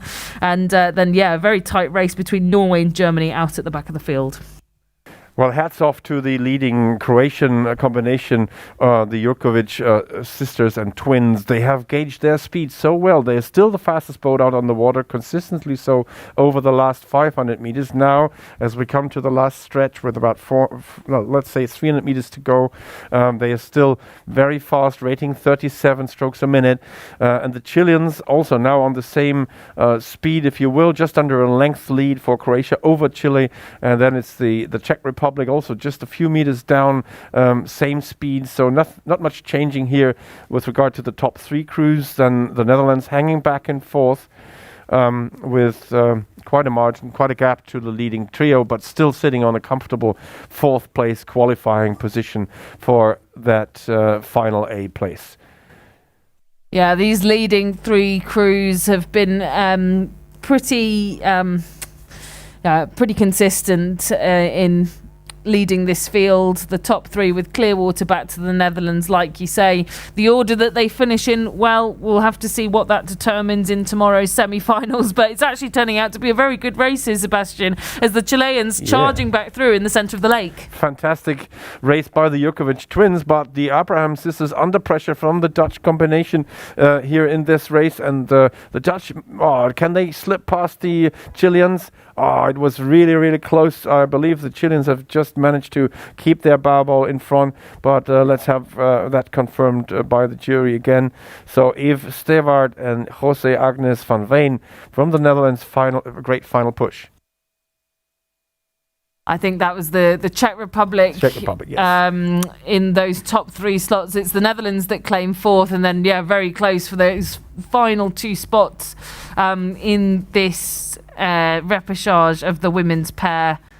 And there we have it, our 4 confirmed times for the A final tomorrow.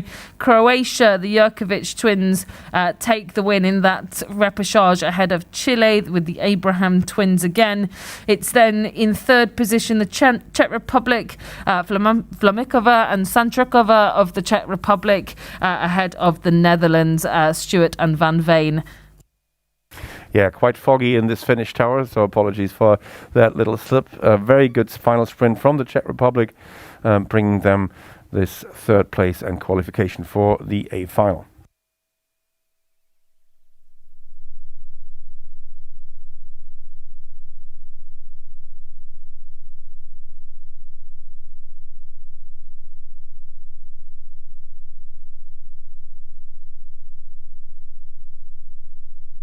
So back up the course now to the women's 4 repechage, the first 4 of these crews to go through to the final in a 5-boat race. In lane 1, the Czech Republic. In lane 2, Russia. In lane 3, China. In lane 4, Ukraine. And in lane 5, Germany.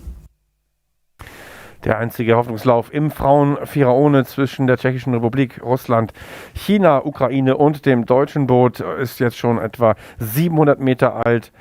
So 700 meters into this first repechage, introduced to you by Camilla Hedlund, we see the boat from Ukraine in the lead, stroked by the formidable Olena Burjak, and also some great rowers behind her, supporting her stroke by stroke. But not far off, we see China and Russia also there in the mix, just a few meters separating all 3 crews.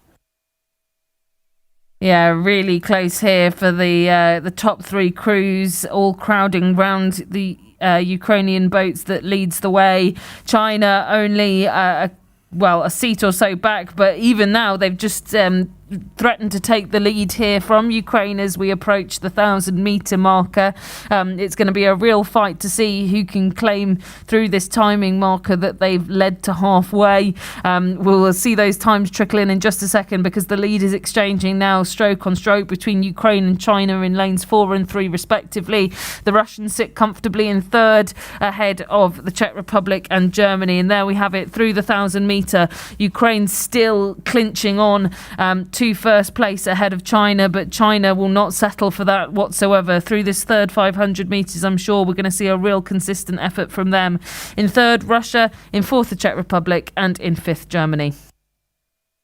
Yeah, I've been watching the Czech Republic and Germany over the last 200 meters. They have both around the same rate of striking, 36 to 37 strokes a minute.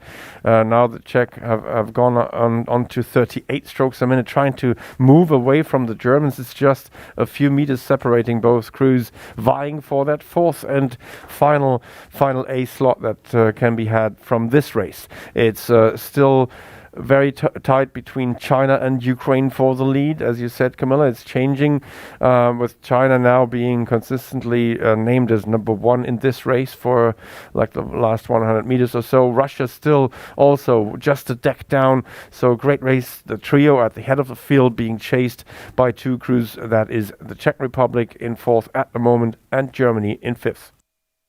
It's actually going to be really interesting to see who will claim that 4th and final spot, Sebastian, because it's only 1 crew to miss out here, and that race between Germany and the Czech Republic will turn out to be a very important one in this last 500 metres.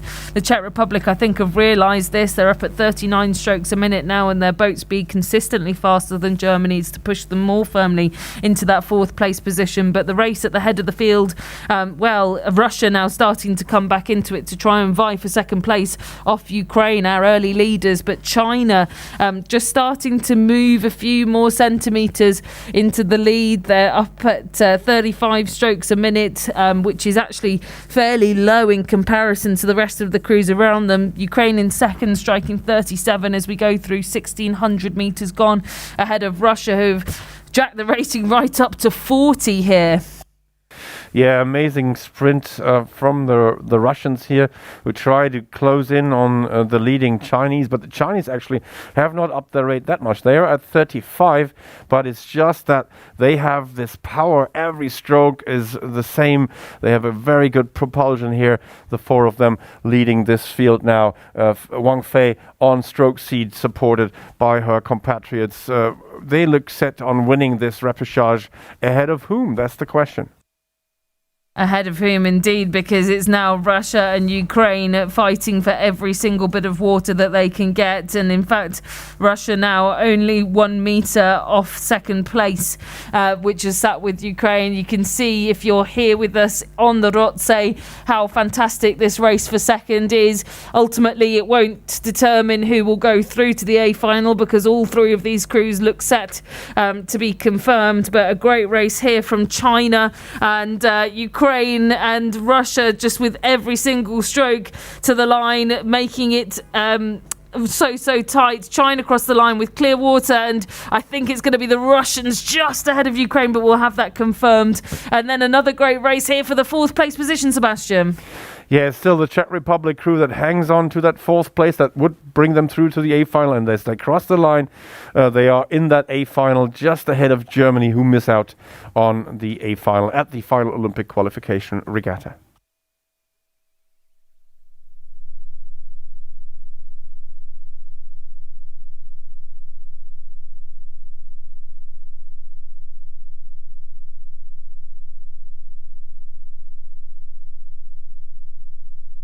So just a roundup of those results there. The winners of that repechage, China ahead of Russia, who took second place in that great race ahead of Ukraine.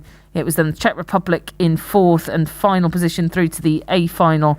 Germany with fifth place, and unfortunately eliminated from this women's 4 category here at the final Olympic qualification regatta.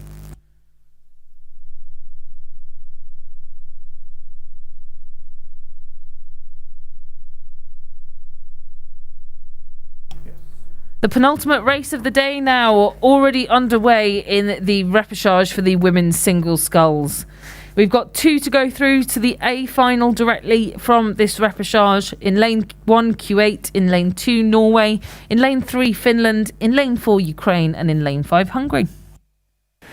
Der einzige Hoffnungslauf im Frauen-Einer auch unterwegs hier. Kuwait, Norwegen, Finnland, Ukraine und Ungarn kämpfen um weitere 2 Finalplätze aus diesem Hoffnungslauf. A really good start for the experienced Ukrainian Diana Dimchenko in lane number 4. She's up at 33 strokes a minute and leads the field by just under half a length. It's then very close and level, in fact, between Hungary, Finland and Norway. But Kuwait's Alia Kali in lane number 1, unfortunately just slipping back off the pace somewhat through 500 metres.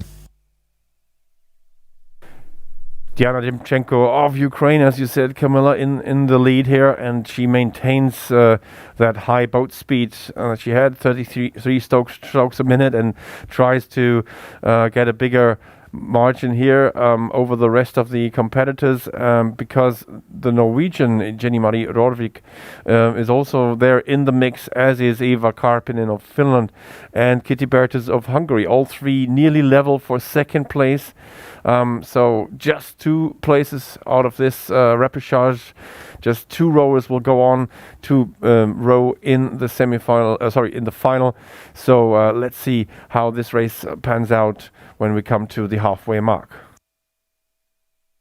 Yeah, this race still very close for a single sculls race, approaching halfway.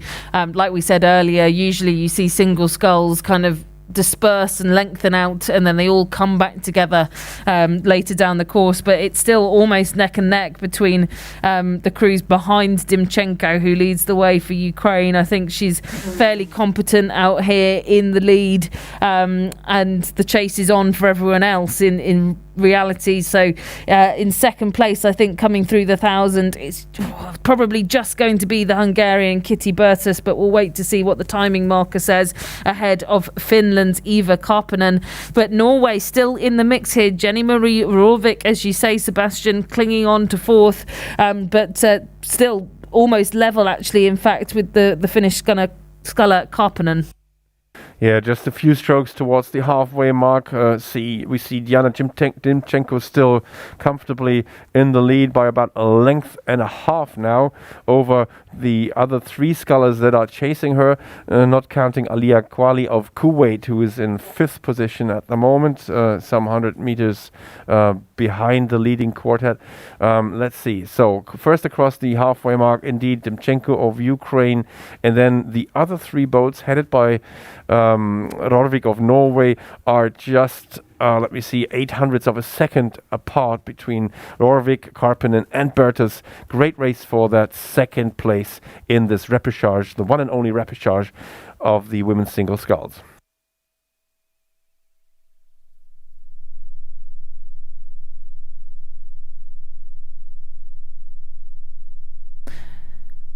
Well into the guts of the third 500 now for these women's single sculls. Still Diana Dimchenko of Ukraine with the lead. It's barely faltered throughout the entirety of this course. She's had a really nice sustained rhythm at 33 strokes a minute. She settled down onto that nice and early in that first 500, and she's just maintained it. But behind her, a really good race plan here developing for Jenny-Marie Råvik of Norway, who's slid into second place ahead of Kitty Bertus, who looked to be sort of up in the mix until halfway, but she's just dropping back that little bit now on the Norwegian. Out of this initial pack, just for now at least, is Eva Karppinen of Finland. She was right up in there, but sliding back now with every single stroke as the Norwegian presses ahead and tries to hunt down Dimchenko. Hunting down Dimchenko is the motto for Råvik of Norway, because she's closing in fastest sculler on the water at this point, and has been so for the last 150 meters. So she definitely decided, come past the 1,000 meter mark, to put just that little bit more power to every stroke and keep that little bit more speed over the last 250 meters. So crossing the 1,500 meter mark in first place, still Dimchenko, but it's just 0.9 of a second for Råvik sitting behind her, and then it's another 2 seconds down for Kitty Bertus in third place. But we can't write off Karppinen of Finland too early. She is right up in contention again. She's managed to push back. She was dropping through that third 500, but I think she's seen the sign of 500 meters to go, and is pressing on now to try and get those top two places, those top two scullers. They are some way away still. Dimchenko again unfaltering in the lead, and that push that came from Jenny-Marie Råvik of Norway now just starting to die off a little as she slips back, but still comfortably in second position. Then level between Finland and Hungary. What a great little comeback there from Karppinen of Finland as she tries to vie for third place. In fact, she has just moved into third place ahead of the Hungarian Bertus for this final 200 meters. Here comes the final repechage of the women's single sculls, the one and only repechage, seeing Diana Dimchenko still in the lead. She's so strong and so even in the way that she moves her boat all down the course. She even manages to up her rate. Pressure's on though from Råvik of Norway. Karppinen is coming back here on the Norwegian. So what a great scull she has had. Kitty Bertus of Hungary slipping back here a little bit. So with 100 meters to go, Dimchenko of Ukraine leading this field, this repechage of the women's single sculls at the final Olympic qualification regatta. So she will probably manage to come through and row in the A final. So Karppinen of Finland taking that second place here ahead of the Norwegian, ahead of Jenny-Marie Råvik. Great row from all three leading scullers. That's the fourth place Then for Kitty Bertes of Hungary, and a little more, like a minute or two more, to row for Alia Quali of Kuwait.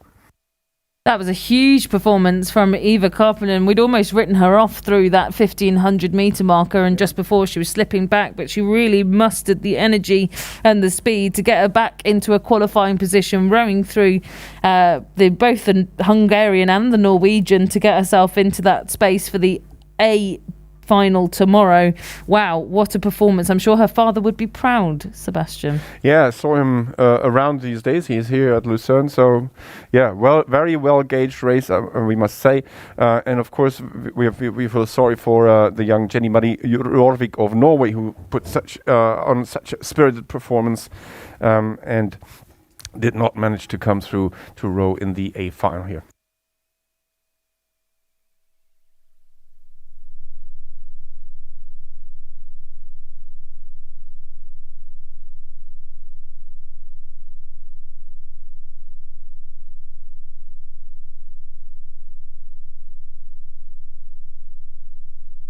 Still the Q80 sculler to complete the course here in this repechage of the women's single sculls, but we do have another race approaching the 1,000 metres, and it's the final race of the day, so we'll start bringing that one to you. This is the repechage and the only repechage of the men's quadruple sculls to wrap up racing for today. In lane 1, the Czech Republic; in lane 2, France; in lane 3, Romania; in lane 4, Ukraine; in lane 5, the USA; and in lane 6, Lithuania, with the first 4 of these crews going through to tomorrow's final. Schon fast Halbzeit im letzten Rennen des heutigen Tages, nämlich im Männer-Doppelvierer Hoffnungslauf. Die Tschechische Republik, Frankreich, Rumänien, Ukraine, USA und Litauen kämpfen um die letzten 4 Plätze, die das A-Finale bedeuten werden. 2 werden also dann heute Feierabend haben. Well, through 500 metres, it was the Czech Republic that led the way, and then through halfway, it was still the Czech Republic leading the way in this repechage for the men's quadruple sculls. But in second place, Lithuania, this very experienced crew, sat in lane 6, striking 35 strokes a minute, came through halfway in second place. They've climbed back from third at the 500 metre marker, but plenty of really exciting experienced crews in this race. Lithuania sat in second ahead of Romania, who again, to see them here at this final Olympic qualification regatta in the quad, great to see. And the French, who are now starting to slip back ever so slightly with Ukraine, but not by much. It's a number of crews here behind the Czech Republic vying for these top 4 spaces. Well, the Czech Republic really have a great row so far. Let's hope they can sustain that speed and not having to pay too much on the last 400 meters as the last stretch opens up here. Last 600 meters, I wanted to say. So the Czech Republic, Filip Zima on the stroke seat sets a great rhythm, and he's well supported by his 3 compatriots there. So let's see how this develops on the last 500 meters. First across the line is the Czech Republic, but just 55 hundredths of a second behind sit Romania, and they want this win as well. And then just another second down, we see France and Ukraine nearly level for 3rd and 4th places. What a great race out here on the water. I forgot Lithuania also in the mix. So the last race of the day, what a promise for tomorrow's finals day. Yeah, 2 crews to miss out in this final 500 metres here of the men's quadruple sculls repechage. The 2 fastest qualifiers from the heats this morning were Romania and France, so let's keep eyes on them in lanes 2 and 3. But as it stands at the moment, the Romania broken into the lead for the first time. I think we're going to see them through that 1500 metre marker. And into now the last 250 with their bow balls in front, but behind them, well, I think it's Lithuania on the far side of the lake that move into second and perhaps challenging for the top spot. But who is going to miss out from these crews behind? The Czech Republic, France and Ukraine all now going for a limited number of spaces. One of these crews will miss out. The USA trailing behind. I don't think they're going to make it through, but is it going to be France or Ukraine? I think the Czech Republic Republic now comfortably in third.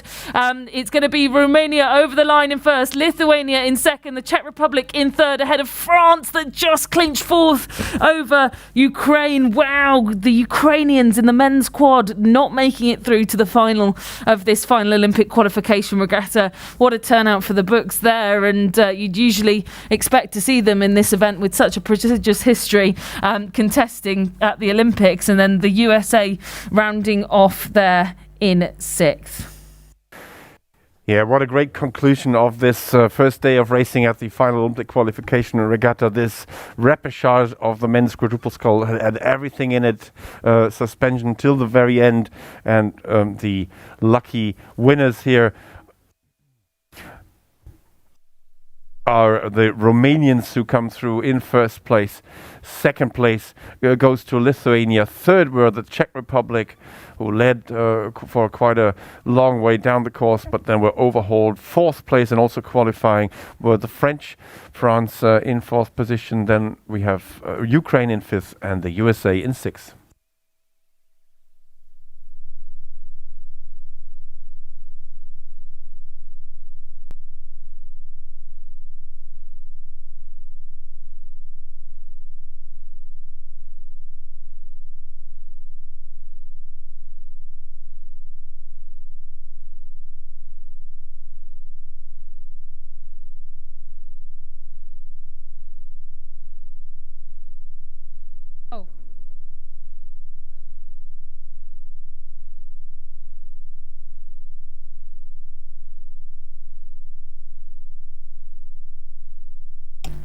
So that concludes our first day of racing here at the final Olympic qualification regatta on the Rotsee here in Lucerne, Switzerland. And my word, what a day it has been. This is the regatta not to fail at, and certainly we've had some really excruciating finishes here for some of the crews that have been eliminated, but also some opportunity for those that have done well, and they're through to their next step of their journey towards Tokyo 2020, taking place in 2021. Of course, a reminder that all of our racing schedules have been confirmed now, so please take a look at the World Rowing website, worldrowing.com, to have a look at our confirmed timetable for tomorrow. But just to give you an idea, we should be kicking off racing at 9 o'clock Central European Summer Time tomorrow morning with the men's pairs semi-finals, and our finals will be starting tomorrow morning just after 10 o'clock in the same time zone. So please join us again tomorrow. And then Sebastian, what was your favourite part of today's racing? There were so many tight races, Camilla. I can't really think of one special race. Maybe lightweight women's double scull, but maybe it was the squad that we just saw. All the athletes, they gave it their everything, making it a true demonstration of the beauty of our sport. This day is all about Olympic dreams, either being maintained and keeping them alive or being shattered. So it's all. Everything was in this from our sport. So really a great day of racing here on the Rotsee. Let me just quickly thank all the volunteers and officials on behalf of the whole commentary team and the World Rowing team for their relentless work to make this event happen and make it the success that it has been so far and will continue to be tomorrow. Without you guys, this wouldn't be possible. So thank you very much. Have a good day, the rest of the day, and see you tomorrow, latest at 9 o'clock, but probably a lot earlier, most of you. Ja, meine Damen und Herren, das war der erste Tag der finalen olympischen Qualifikationsregatta mit einem vollgepackten Programm von Vorläufen und Hoffnungsläufen. Jetzt geht es morgen weiter mit den Halbfinals um 9 Uhr bis etwa kurz vor 10 und dann schon ab 10:10 Uhr bis 12:20 Uhr der letzte Start, die Finals, wo jeweils 2 Quotenplätze für die Olympischen Spiele in Tokio vergeben werden. 3 sind es beim Leichtgewichtsfrauen Doppelzweier, in allen anderen Bootsklassen 2.